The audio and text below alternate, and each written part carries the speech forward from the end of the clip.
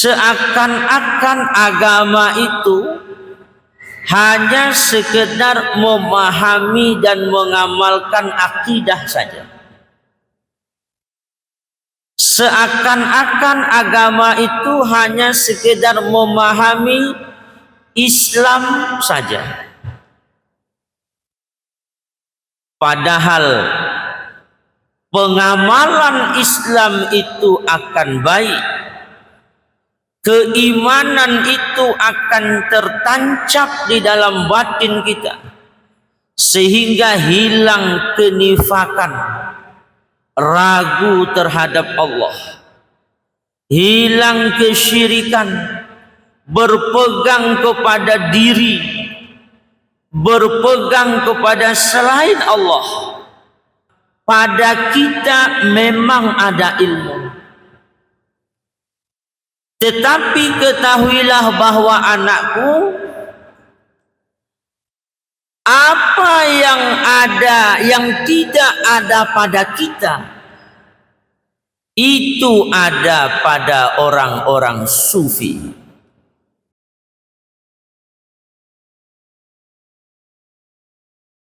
Bismillahirrahmanirrahim.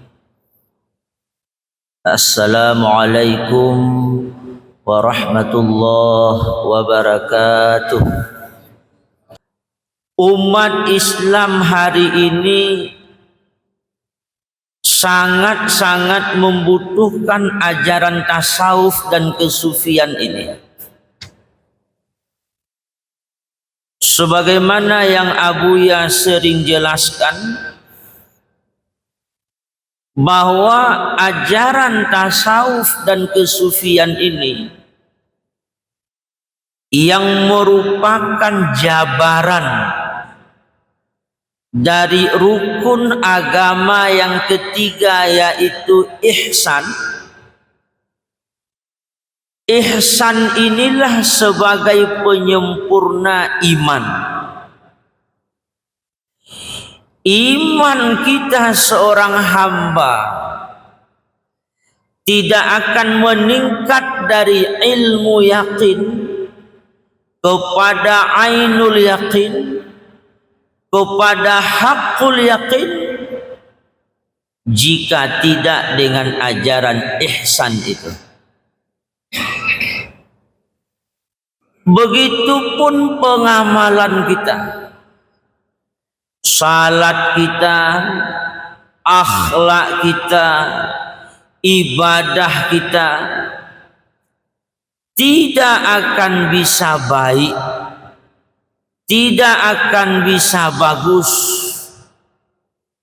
kalau tidak dengan ajaran ihsan itu. Kita tidak bisa khusyuk dalam salat. Bagaimana menyangkutkan hati kepada Allah dalam salat, istiqamah dalam ibadah, ikhlas dalam ibadah, tidak dicampuri ujub dan riya dalam ibadah. Melihat bahwa kemauan dan kemampuan kita ibadah itu adalah pemberian Allah, bukan dari kita. Kenikmatan ibadah, kemanisan kita bermunajah, mudah kita menzahirkan akhlak-akhlak yang mulia, itu hanya kita peroleh dengan ajaran ihsan. Nah, disinilah terjadi kepincangan umat Islam dalam memahami agama itu. Seakan-akan agama itu hanya sekedar memahami dan mengamalkan akidah saja. Seakan-akan agama itu hanya sekedar memahami Islam saja. Padahal pengamalan Islam itu akan baik, keimanan itu akan tertancap di dalam batin kita, sehingga hilang kenifakan, ragu terhadap Allah, hilang kesyirikan, berpegang kepada diri, berpegang kepada selain Allah, baru bisa hilang dengan ajaran hakikat dan ma'rifat itu. Maka Abuya melihat ada yang kurang pada umat Islam hari ini dalam hal memahami agama, dalam hal pemahaman agama, yaitu tidak difahami lagi, tidak diangkat lagi ajaran ihsan ini. Maka alhamdulillah, Majelis Pengkajian Tauhid Tasawuf Indonesia sudah 9 kali mengadakan muzakarah, baik tingkat ASEAN dan juga internasional. Ditambah 3 kali muzakarah pengkaderan, 12 kali MPTTI berupaya untuk mengangkat, memperkenalkan baik kepada pemerintah, kepada ulama, kepada umat tentang pentingnya ajaran ini. Apa yang selama ini Abuya perjuangkan, yaitu mengembalikan nilai-nilai Islam yang sudah lama ditinggalkan oleh umat Islam itu sendiri. Inilah ajaran tasawuf dan kesufian itu. Kita tahu Kesultanan Aceh menjadi salah satu dari kerajaan Islam 5 terbesar di dunia. Itu kenapa? Karena umara, karena ulama adalah orang-orang yang memahami dan mengamalkan ajaran tasawuf dan kesufian. Begitupun yang ada di kerajaan Cirebon, yang ada di kerajaan Ternate, semua leluhur-leluhur mereka itu adalah orang-orang yang berfaham tasawuf dan kesufian. Maka karena ada kesinambungan antara apa yang Abuya perjuangkan dan angkat hari ini, makanya mereka sowan, meminta nasihat, meminta petunjuk kepada Abuya. Abuya menyampaikan tentang ajaran tauhid tasawuf dan tauhid sufi itu. Hadirin yang dirahmati oleh Allah Subhanahu wa taala. Maka apa yang kita saksikan di luar sana, mereka sangat butuh terhadap sosok Abuya itu. Mereka sangat-sangat menginginkan ajaran tauhid tasawuf dan tauhid sufi ini. Tetapi terbalik dengan apa yang kita saksikan di negeri kita, di Aceh pada khususnya, berbagai-bagai pandangan-pandangan jelek. Nah yang pegah sesat, nah yang pegah hana semayang le, nah yang pegah memutarbalikkan akidah, nah yang pegah kon akidah ahlu sunnah wal jamaah. manyang tat ilme mesire urung awak berbagai-bagai pandangan yang jelek terhadap MPTT itu. Tetapi para hadirin yang dirahmati oleh Allah, kita patut bersyukur kepada Allah Subhanahu wa taala. Karena ulama-ulama sufi mengatakan, "Idza aradallahu bimuridin khairan." Apabila Allah berkehendak baik terhadap seorang hamba, terhadap seorang murid, auqa'ahu ila suhbati sufiyah, Allah akan pertemukan ia untuk bersuhbah, untuk bersama dengan orang-orang sufi. Tanda Allah berkehendak baik kepada seorang hamba, Allah pertemukan dia dengan seorang sufi. Karena dengan berteman, dengan bersuhbah bersama sufi itu, kita akan bisa dapat mengenal Allah. Kita akan bisa dapat cinta kepada Allah. Kita akan dapat takut dengan Allah. Kita akan dapat menjalani ibadah dengan baik. Makanya Imam Ahmad bin Hanbal suatu ketika memberikan nasihat kepada putranya.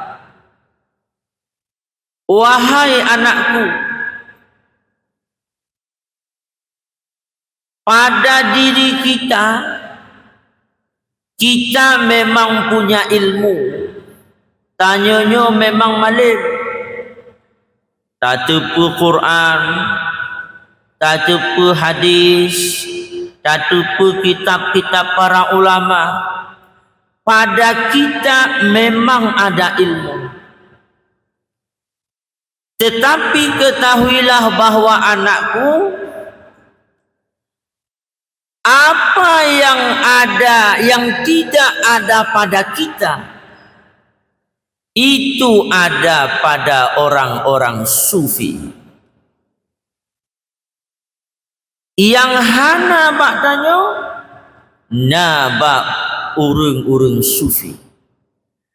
Maka oleh karena itu, wahai anakku, bertemanlah kamu, bersuhbahlah kamu dengan mereka orang-orang sufi. Pu yang hana bakdanyo, tanyo malim, tanyo na ilme, tetapi lambatin tanyo hana mahabbah. Memang kita ada ilmu, tapi cinta kepada Allah itu ada pada orang sufi. Tanyo na ilme, tetapi khasyah, temakut ba Allah hana badanya. Temakutnya naba orang sufi. Tanyo na ilme, tapi ma'rifatullah nyan hana badanya. Naba urung-urung sufi. Maka bersuhbahlah kamu wahai anakku dengan orang-orang yang telah sampai kepada Allah. Para hadirin yang dirahmati oleh Allah Subhanahu wa taala. Maka sebuah nikmat yang besar bagi kita. Karena Allah Subhanahu wa taala menumbuhkan sebuah keyakinan di dalam batin-batin kita tentang kebenaran ajaran ini. Menumbuhkan keyakinan di dalam batin kita atas kebenaran sosok mursyid yang hari ini kita ikuti. Ini bukan perkara yang mudah. Makanya ulama-ulama sufi di dalam mukaddimah kitab-kitab mereka mengatakan, membenarkan ilmu kami ini itu sudah menjadi wali kecil. Timbul pertanyaan, kok begitu besar balasannya? Hanya sekedar membenarkan, akibatnya adalah menjadi wali kecil. Kenapa? Sulit membenarkannya. Hana gupegah dalam kitab fikih umpamaji tapu butui ilmu fikih tanyo jik ke wali kecil. Tapu butui akidah tanyo jik ke wali kecil.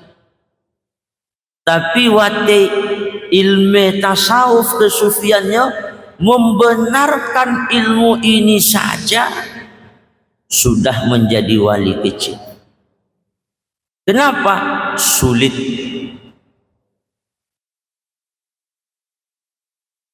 Para hadirin yang dirahmati oleh Allah, maka keyakinan ini yang perlu kita buka.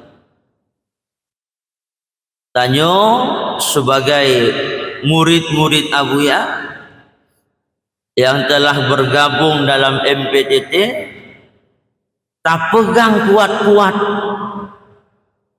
tak boleh abu-abu. Sebagaimana nasihat dari Tuan Syekh Abdul Rauf As-Singkili, berusahalah kamu mencari seorang mursyid yang kamil. Cari mursyid yang kamil itu. Wajidda fi talabih. Sungguh-sungguhlah kamu di dalam mencarinya. Apabila kamu telah menemukannya, beradablah kamu kepadanya dengan adab zahir dan batin. Dan engkau pegang kuat-kuat, jangan pernah engkau lepaskan. Niscaya engkau akan mendapatkan kemenangan bermakrifat kepada Allah. Leh tamita, ka oo tamita, kago purumpok oleh Allah Ta'ala, petugas tanya beradab. Pegang kuat-kuat. Walaupun pegah-pegah, seribe dorong pegah nyan sesat, tanya nyan betul. Walaupun dicaci tanya, walaupun difitnah tanya, walaupun dituduh tanya, keyakinan kita jangan pernah bergeser dari situ. Yang kami lihat, apa yang kami dengar, dan apa yang kami rasakan ketika mengikuti Abuya bermuzakarah di Sulawesi Tengah. Tentu perjalanannya merupakan perjalanan yang paling berharga. Bagi lontuan, nyo menambah keyakinan. Ada hikmah yang penting yang saya rasakan, bahwa betapa beruntungnya diriku ini. Saya merasa beruntung mempunyai guru seperti Abuya. Sangat-sangat beruntung. Kenapa? Dan justru kadang-kadang kita menyesali diri kita. Kenapa orang jauh lebih kenal kepada Abuya itu ketimbang kita orang yang dekat dengan Abuya? Kenapa orang yang jauh berani membela beliau, di saat orang-orang yang dekat dengan beliau justru menghindar dari beliau? Ini pelajaran yang penting bagi kita. Dan disitulah kita tahu betapa kasih sayang Abuya terhadap agama dan umat ini luar biasa. Menyampaikan dakwah siang dan malam tanpa mengenal letih kepada siapapun.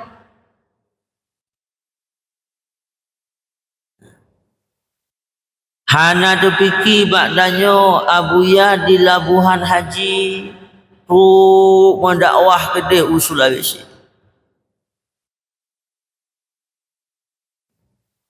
Sampai ke Indonesia Timur paling ujung. Dan kita melihat disinilah era kebangkitan tasawuf dan kesufian itu pada masa Abuya Syekh Haji Amran Wali. Tanya bersyukur kita menjadi pelaku sejarah. Orang-orang yang berada di barisan para sufi di saat kebanyakan orang tidak mengakui kebenaran ilmu ini. Fitnah-fitnahnya bagi Abuya itu biasa. Apakah hana kebencian? Hana. Tetapi apa yang Abuya ajak kepada ulama-ulama kita, kepada tokoh-tokoh pemerintah kita, kepada masyarakat Aceh, tidak lain adalah karena sayang. Bukan karena kebencian, tetapi karena sayang. Karena prihatin terhadap kita dalam kehidupan bernegara, dalam kehidupan beragama, masih banyak orang bodoh, orang yang maksiat, orang yang lalai, orang yang cinta dunia, orang yang di dalam batinnya ada kesyirikan dan kenifakan. Maka inilah yang Abuya perjuangkan hari ini. Mudah-mudahan kita terus semangat, lebih-lebih pengajian di Masjid Raya ini kita bersama-sama untuk mengangkat perjuangan. Abuya sudah sangat letih, Abuya sudah sangat tua, maka kitalah sebagai murid-murid Abuya yang menebarkan ajaran ini di rumah-rumah kita, di kampung-kampung kita, dimanapun kita berada. Kita menjadi agen, kita menjadi sales